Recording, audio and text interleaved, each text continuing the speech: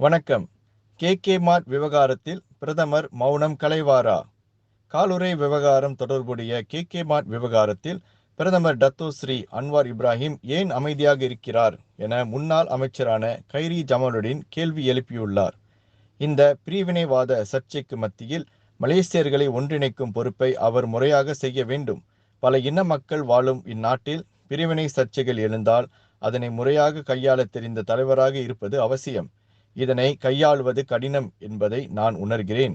ஆனால் சரியான முடிவை எடுக்கும் தருணத்தில் பிரதமர் உள்ளார்.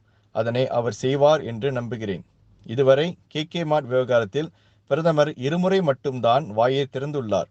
கடந்த 20ஆம் தேதி பேசிய அவர் விசாரணை தொடர வேண்டும் என்றும் தகுந்த தண்டனை விதிக்கப்பட வேண்டும் என்றும் கூறியிருக்கிறார். அதன் பின்னர் நேற்று முன்தினம் மதம் சார்ந்த விவகாரத்தில் அதிலும் இஸ்லாத்தை இழிவுபடுத்தினால் விட்டு கொடுக்கும் போக்கு இருக்காது என பிரதமர் கூறியிருக்கிறார். கே மார்ட் விவகாரத்தில் நாம் குரல் எழுப்பிவிட்டோம். விசாரணைக்கு பின்னர் வழக்கு நீதிமன்றத்திற்கு கொண்டு செல்லப்பட்டுவிட்டது. இனியும் இந்த விவகாரத்தை பெரிதுபடுத்தி தேவையற்ற அசம்பாவிதங்களை ஏற்படுத்த வேண்டாம் என கைரி கேட்டுக்கொண்டார்.